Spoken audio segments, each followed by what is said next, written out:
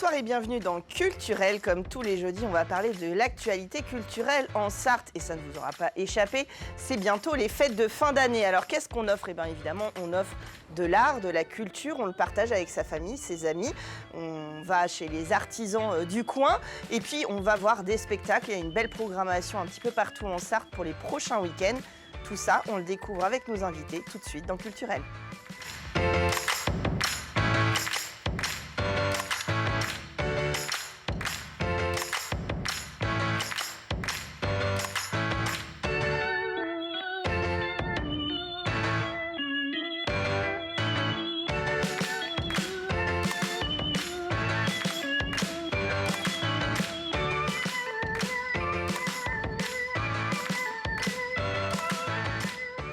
Et pourquoi pas faire vos achats de Noël en galerie? J'ai le plaisir de recevoir Pierre-Yves Paulin. Bonsoir. Bonsoir. Vous êtes galeriste à la galerie éphémère au 59 Grande Rue au Mans.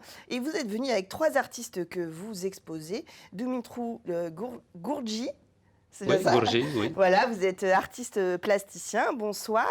Olga Drouet, bonsoir. Bonsoir. Vous faites des créations textiles notamment. Et Vincent Saillant, bonsoir. Bonsoir. Vous êtes peintre. Tous les 3, vous exposez actuellement avec d'autres au sein de la galerie éphémère. Vous avez fait une sélection divers. Toujours, on sélectionne toujours, et là ça se prêtait plutôt pas mal aux fêtes de fin d'année, et puis une ambiance un petit peu, qu'on voulait un petit peu noir, mais un noir gai, joyeux. Donc tout a démarré autour de Vincent d'un côté qui propose un certain nombre d'aquarelles, de fusains. C'est la troisième fois qu'on l'expose à la galerie éphémère. Donc c'est quelqu'un dont on connaît le travail et qu'on apprécie. Et puis on a déployé comme ça toute une thématique autour du noir avec une artiste angevine qui ne pouvait pas être là ce soir, qui s'appelle Elisa Fache. Et puis on avait invité déjà depuis quelques temps dans l'espace souterrain, puisque on a le bonheur d'avoir 2 belles caves aménagées, Dimitri Gurgi, qui était prévu déjà depuis un petit bout de temps et qui nous a fait une installation qui a reconfiguré complètement nos espaces, proposé une dimension artistique qu'on ne connaissait pas à ces caves, un espace, une installation vraiment complète. Et puis c'est rajouté dernièrement Olga avec des créations très particulières.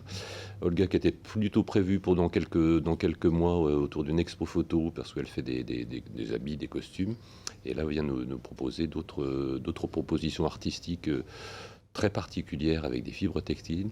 Et tout ce petit monde, ça marche très bien dans un contexte associatif.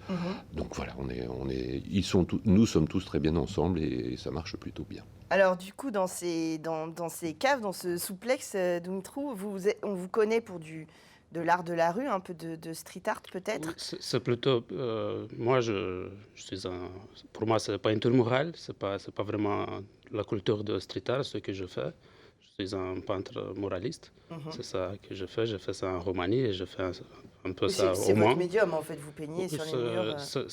En fait, la peinture murale, ça vient en extension de ma pratique artistique. Moi, je fais plutôt un art pour l'art. Un art pour moi-même. Peut-être la notion d'espace ou de format, dans le fait de faire une installation ou une peinture murale, on se retrouve physiquement face à un format un peu différent des toiles, par exemple. Oui, bien sûr, mais l'art public est assez différent de l'art de l'atelier. C'est une autre chose. Il faut le penser pour les gens, pour les gens qui le regardent, pour les gens qui passent. Voir dans l'espace public, dans le milieu urbain ou dans le milieu architectural, une fresque, c'est une autre chose. Mais moi, j'ai essayé d'intégrer aussi, de faire une peinture murale plus artistique, si vous voulez. Ouais, j'ai essayé de m'exprimer moi-même. J'ai essayé de faire un art qui est libre, un art qui est authentique, un art que je l'aime. Et là, vous avez créé spécifiquement pour la galerie de l'éphémère? L'installation, oui. Oui, bien sûr. Chaque fois, et pour moi, c'est important à dire. Pour moi, montrer mes œuvres et faire une exposition, ça a devenu pour moi un moyen de création. Donc chaque fois, à l'occasion d'une exposition, je fais de nouvelles œuvres, je crée sur place, dans l'espace de la galerie. Je tiens compte de le caractère architectural d'intérieur. Je travaille avec tout ça et je suis très spontané, je change beaucoup, c'est un peu expérimental peut-être, mais comme ça, c'est un discours artistique sincère. Qu'est-ce que je cherche dans mon travail. Oui, et puis ça se mêle bien à vos collègues, justement. Vincent Saillon, vous exposez, vous, plutôt des peintures? Plutôt des aquarelles et des encres essentiellement, mais depuis peu, je me suis mis à la peinture à l'huile et à la gravure sur cuivre avec la technique de l'eau forte. Donc essentiellement des paysages plus ou moins imaginaires. Et je viens de plus en plus vers le figuratif, la figure humaine, qui m'inspire de plus en plus. Donc je vais continuer dans cette voie, essentiellement à la gravure, je pense, maintenant. Alors c'est vrai, Pierre-Yves le disait en introduction, il y a un côté noir qui fait finalement aussi ressortir la lumière par opposition. La lumière fait ressortir les ombres et inversement. C'est le clair-obscur. Bah oui, c'est ça. Et ça plaît toujours. Olga, on vous connaît parfois pour des productions comme celles que vous portez autour du cou, des créations textiles, vêtements ou accessoires. Mais vous créez bien au-delà des œuvres très diverses avec le feutre notamment, c'est ça? Non, c'est pas le feutre, c'est les fibres textiles, ce que j'utilise dans le feutre. Mais ce que je fais les tableaux, c'est pas le feutre. C'est juste, comme je dis, que ce tableau éphémère, parce que les fibres, elles sont posées librement. Et donc, cette esthèse, c'est par hasard avec Pierre-Yves, il m'a vu sur les réseaux sociaux. Et comme ça, on est rencontrés. Donc, voilà. Mais moi, je suis plutôt dans couleur. Par rapport aux garçons, ils sont un peu plus sobres. Moi, je suis plutôt dans couleur. Donc, Et vous peignez, entre guillemets, avec ces fibres textiles. En fait, c'est votre technique. C'est plutôt ça, oui. Je pose les fibres à peu près comme j'ai un peintre qui fait les traces avec les stylos, pinceaux, pardon. Et moi, je pose les fibres, c'est pareil, voilà, j'obtiens le volume. Mais par contre, j'ai un petit avantage par rapport aux peintres parce que mes fibres, ils peuvent être mat, ils peuvent être un peu satinés. Donc, ça m'aide de créer profondeur supplémentaire par rapport aux peintres. Donc, je suis un peu... Pour moi, c'est plus facile. Oui, alors après, tout dépend du point de vue.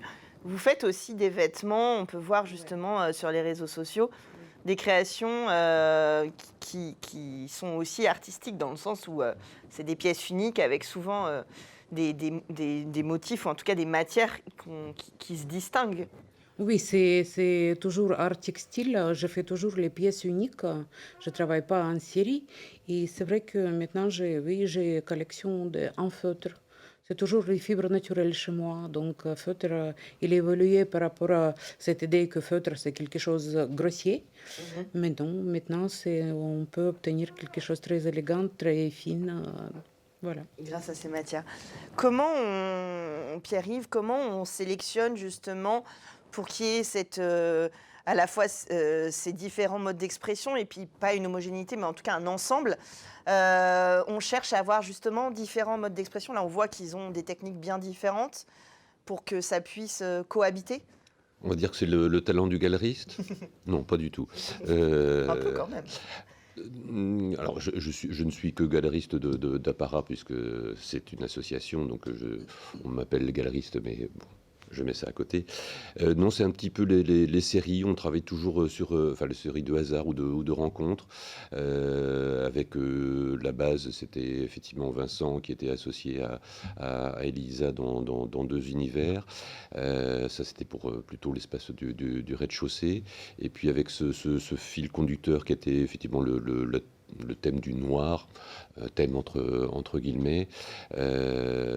C'est rajouté aussi Marc Usan, que j'ai oublié de citer tout à l'heure, avec des céramiques et des créations en céramique qui sont... alors Marc Usan, c'est un céramiste qui est très connu, très important en France, qui nous fait le plaisir et l'honneur de nous confier quelques pièces régulièrement depuis maintenant 4 ans, sur les thèmes du noir, enfin des vraies belles créations. Et donc ça s'est tricoté un petit peu de façon naturelle et tricoté jusqu'aux fibres textiles. C'est ça.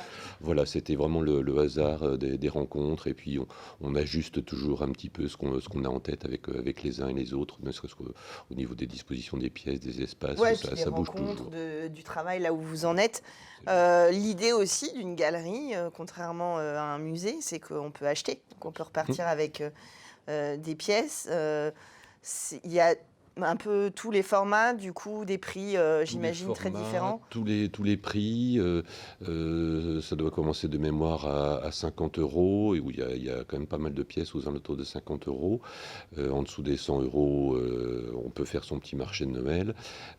Après, ça va dépendre effectivement, et ça doit aller jusqu'à 1500 euros de mémoire. Mais entre les deux, l'éventail Et large. est large, et il y a Ouais. de quoi de se faire plaisir, ou de faire plaisir assez proche.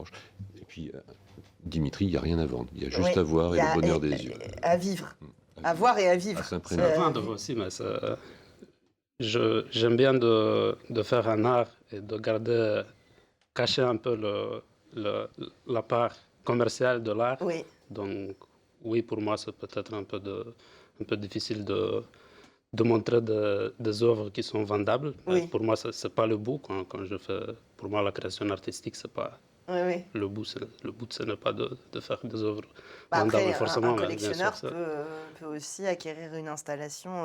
Voilà, il y en a un peu partout, et c'est aussi l'intérêt de faire vivre les artistes, évidemment, à choisir, aller dans les galeries, dans les endroits, rencontrer aussi les artistes, comme on a le plaisir de vous avoir ce soir. Et merci d'être venu sur le plateau, parce que c'est vrai que souvent ils sont dans leurs ateliers et c'est difficile. Et c'est vrai que voilà, déjà des fois pour le grand public de pousser la porte de la galerie et après d'aller jusqu'à la rencontre des artistes. Merci à tous les trois d'être venus. Merci Pierre-Yves Paulin de les avoir rassemblés pour nous. Et puis je vous rappelle que vous allez donc au 59 Grande Rue au Mans pour découvrir leur travail, faire vos emplettes de Noël et continuer de toute façon à découvrir ces propositions artistiques. Merci à vous. Et puis nous, on continue en musique tout de suite dans Culturel.